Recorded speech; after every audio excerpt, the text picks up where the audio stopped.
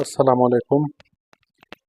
دا نن د اگست 23 2025 د ډان اخبار چې کوم دی په هغې کې دا یو اوپینین دی نیو پروینسز چې کوم ګرم ډیبیټ دی د دې حوالې سره دا یو بحث نن سبا په پاکستان کې ډیر زور شور سره جاری دی چې په پاکستان کې نوي صوبې پکار دي. نو خپل بحث پکې زیات نه کوو، زیات د دې کالم بحث لرو چې د احمد بلال محبوب دا د پلډاټ فاونډر دی او گورننس کې او په لوکل باډیز کې او په کنسټیټیوشنل امورو کې ماهر دی. نو د دې بحث ته راځو چې دی څه وایي. نیو پروینسز یعنی دی وایي چې نوي صوبې دا یو کوېسچن یې کړی دی، یو تعصب اظهار یې کړ.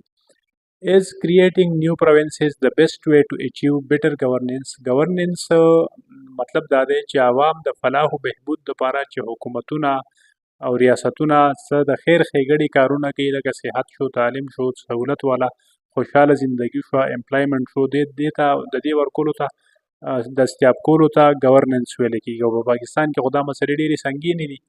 نو دی وایي چې دا که موږ نوې صوبې جوړې کړو نو دا مسلې به حل شي، په دې به وشي. دا یو سوال یې کړی او په دې لاندې کالم کې دی د دې جواب ورکوي. Of late there has been a rash of seminars, media discussions and loaded commentaries on the idea of increasing the number of provinces in Pakistan. Some entities have proposed converting the existing 32 administrative divisions into provinces, while another recommendation is to go back to the original 12 administrative divisions that existed in the erstwhile West Pakistan at the time of independence. The sweeping conclusion of these proposals is that practically all our governance problems will be resolved once we create more provinces. Although different political parties had been advocating for the creation of new provinces for various reasons in the past, the current proposals apparently seek a greater number of provinces to facilitate the devolution of authority and achieve administrative efficiency. دی وایي چې دا خبره خیر دی وایي لیټ شروع شوی دا، خو دې منې ډېر ګرم بحث روان دی، سیمینارونه په دې منې کېږي، میډیا منې په دې کې بحث روان دی او هر ځای کې د نوو صوبو حوالې سره خبره روانه ده. نو دی وایي چې په دې کې دوه تجاویز دي. یو دا ده چې موجوده چې کوم اډمنسټریټیو ډیویژن دي، لکه په هرې صوبه کې ډیویژن دی، مراکند ډیویژن، هزاره ډیویژن، پېښور ډیویژن، مردان ډیویژن، راولپنډي ډیویژن، دغسې چې څومره ډیویژن دي 32 دا نن سبا په پاکستان کې جوړیږي. نو 32 ډیویژن، هر ډیویژن پکار ده چې یو صوبه جوړه شي.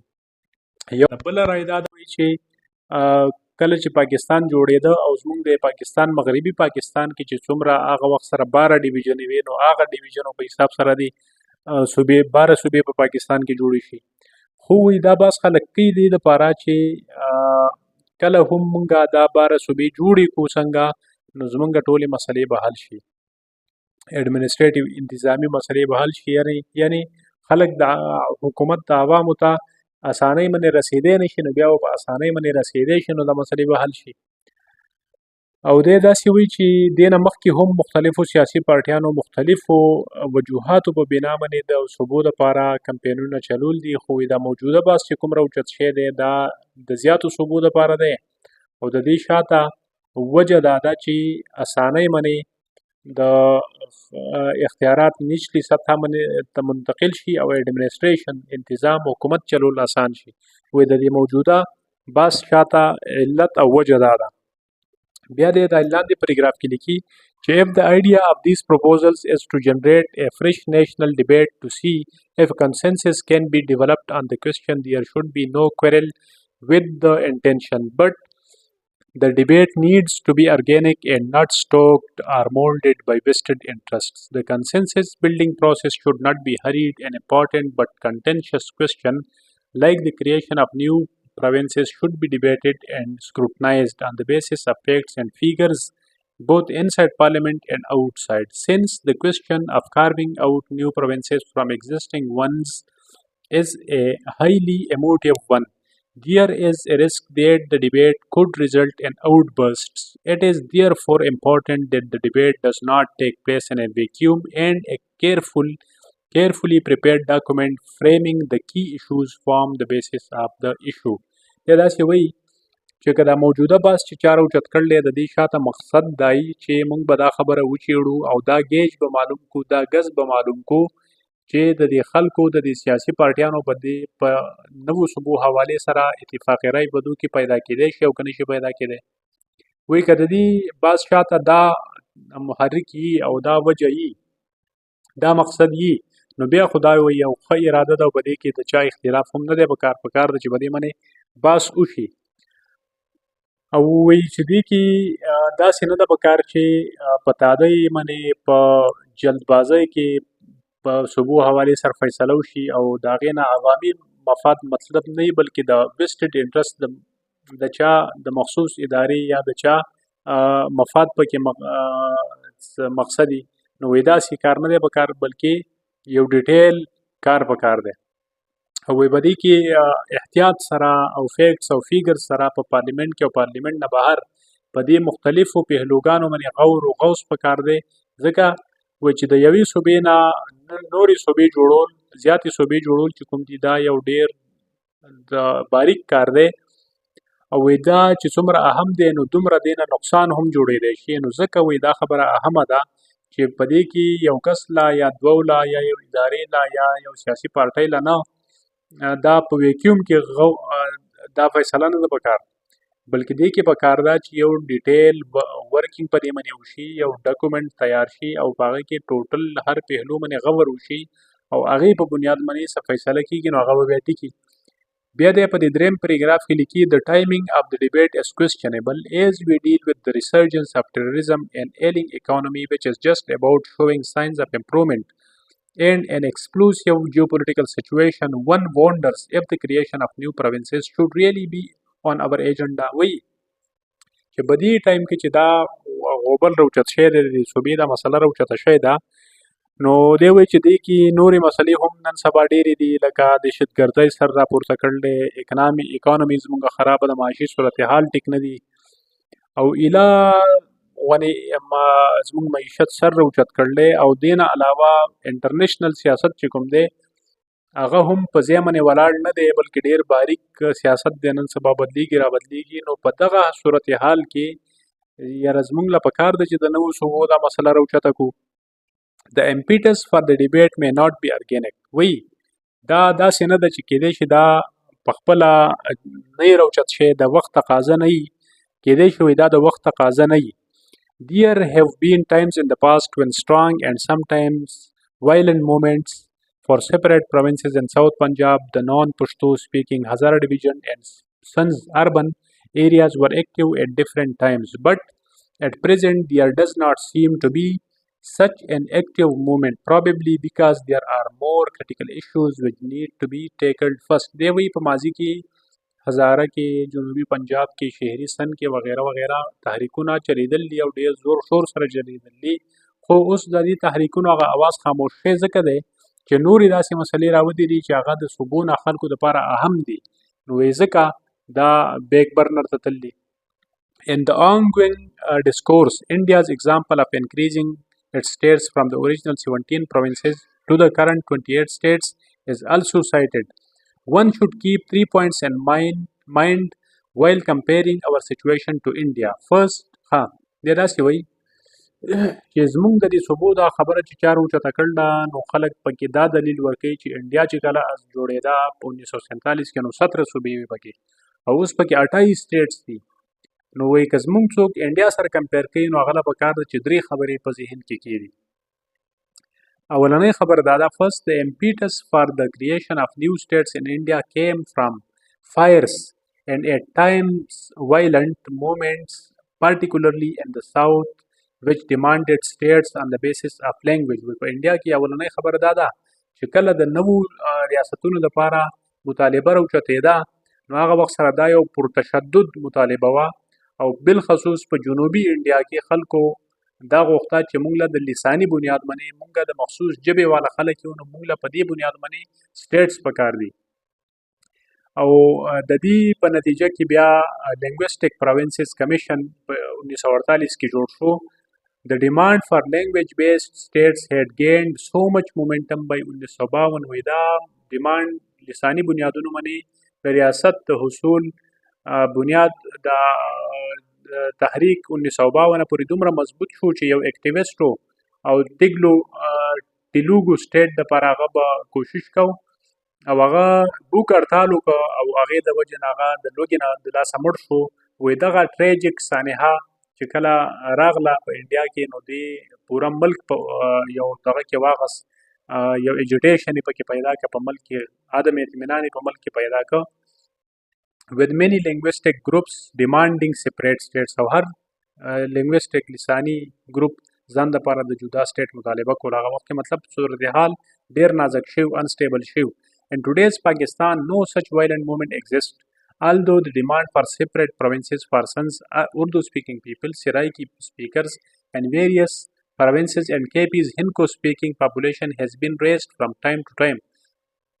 وایي چې په پاکستان کې خو دغه صورتحال نشته چې خلک په لساني بنیادونو باندې صوبه غواړي، خو به هر حال لکه شهري ماجرو ځان له اردو سپیکینګ صوبه غواړي او سرایکي ځان له جنوبي پنجاب غواړي، هندکو والا ځان له هزاره غواړي. While Urdu is the national language, separate provinces already exist which are inhabited by majority of speakers of regional languages including Punjabi, Sindhi, Pashto and Baluchi.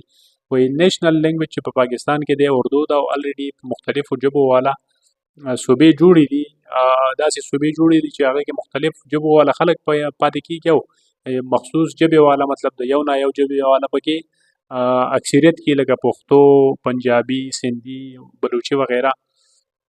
The second distinction is وایي دویمه خبره پکې دا ده that India is not a classical federal state, it is a union which has certain characteristics of a federation. The change in the boundaries of the Indian states is therefore much simpler than in case of Pakistan, which is a constitutionally declared federation. Altering provincial boundaries requires a two-third majority in the concerned provinces before a constitutional amendment can be moved in the two houses of parliament, where again a two-third majority is needed in each to separately pass the constitutional amendment.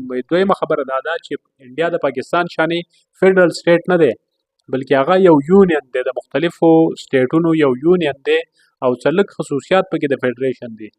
په بل طرف پاکستان چې کوم دی د دې په آئین کې لیکل دی چې پاکستان د څلورو صوبو یو فیډریشن دی او صوبایي خودمختاري ده پکې، هرې صوبې ته پکې خودمختاري حاصل ده. نو انډیا کې د صوبې یا د یونین ټریټري یا د یو سټیټ هلته خو صوبې نشته خو سټیټس دي یا یونین ټریټریز دي، د هغو په حدودو کې ګوتې وهل هغه بدلول را بدلول چې دي دا د پاکستان شانې مشکل نه دي.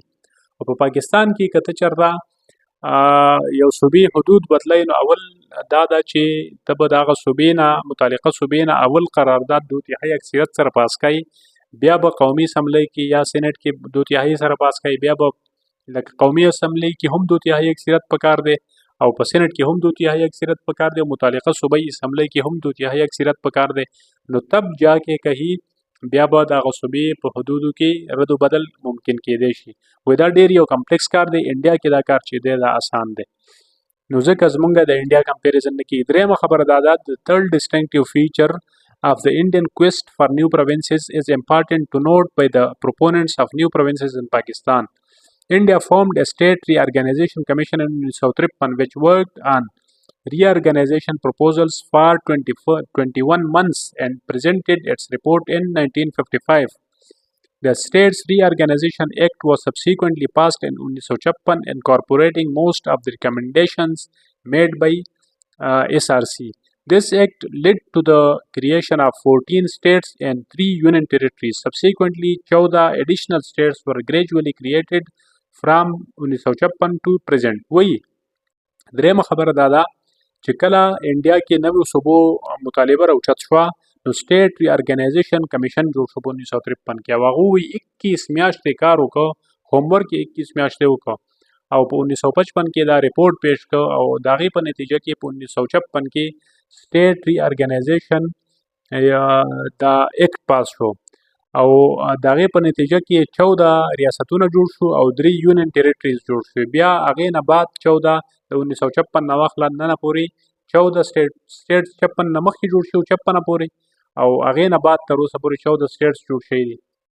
نو دا دومره یو احتیاط والا کار دی چې دا ابرپټلی یکدم نه کېږي بلکې هغو په 21 میاشتې اړول دي 14 سټیټس یې جوړ کړي او بیا یې هغې نه پیسته دا څو 50 60 سال هغې نه پیسته وشو 70 سال چې په 70 سال کې 14 سټیټس یې له جوړ شوي دي او تاسو دلته 32 صوبې په یو ځل باندې غواړئ. In the context of today's Pakistan, the real question is whether creating new provinces is really the most cost-effective and practical way to achieve the objective of better governance and devolution of powers. Apparently, the answer is in the negative. دی وی د پاکستان موجوده صورتحال ته چې وګورئ نو نوې صوبې جوړول چې کوم دي دا دې باندې ډېر زیات اخراجات هم راځي او وایي دا قابل عمل خبره ده چې د دې په نتیجه باندې به اختیارات نچلي سطحه ته منتقل شي او مسلې به ټولې حل شي. وایي نه دا د دې جواب نه دی، بالکل وایي داسې نه کېږي. دا رایټر د دې نه ځان نه مطمئن نه دی. Assuming that 12 provinces are to be created, we let's suppose 32 پرېدا وي دا 12 صوبې هم که موږ جوړې کړو.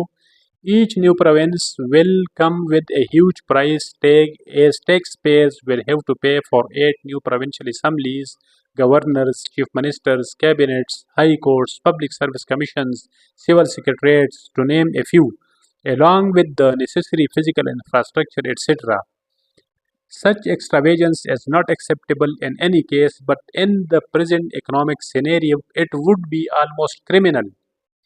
Securing a two-third majority in the assemblies will be next to impossible. دی وایي که مونږ چېرته 12 صوبې هم جوړو 12 صوبې هم مونږ جوړو نن لیټ سپوز مونږ جوړو نو وایي دا دومره د صوبۍ اسمبلو اخراجات او وزیر اعلی او سیکرټریان او پبلک سرویس کمیشن او انفراسټرکچر او های کورټونه او کابینې او وزیران او دا لانجه وایي خلکو ته به ډېره زیاته ګرانه پرېوځي او وایي نن سبا صورتحال کې خو دا خالصي لوپري ده او لوپري یوازې نه ده بلکې دا وایي یو جرم دی او د دې نه علاوه وایي دا د دې زموږ معاشي صورتحال موږ له د دې اجازت نه راکوي، زموږ جیب موږ له د دې اجازت نه راکوي او وایي 2/3 میجارټي په صوبایي اسمبلو کې حاصلول هغه هم یو ناممکنه کار دی. There is a much simpler option. وایي دا خو ډېر یو کم برسم ګران کار و خو د دې په ځای یو آسان چل هم موږ ته موجود دی او هغه دا دی چې there is much simpler option available for achieving the objective of devolution and administrative efficiency. وایي که تاسو اختیارات نچلي سطحه باندې منتقل کول غواړئ ستاسو نوو صوبو نه دا مقصد وي یا ستاسو دا مقصد وي چې مونږ انتظام کې اساني پیدا کړو. Making the local government effective. وایي چې local government بلدیاتي نظام چې کوم دی دا مؤثر جوړ کړئ while underwriting their continuity and funding through a constitutional amendment as India did 45 years after the passage of its constitution. وایي لکه څنګه چې انډیا نه تاسو صوبې نقل کوئ نو انډیا نه تاسو دا ولې نه نقل کوئ چې د بلدیاتي ادارو چې کوم اختیارات دي دې ته د آیین کې تحفظ حاصل شي، آیین کې تاسو ترمیم وکړئ لکه څنګه چې انډیا کړی و د خپل د آیین جوړولو نه 45 سال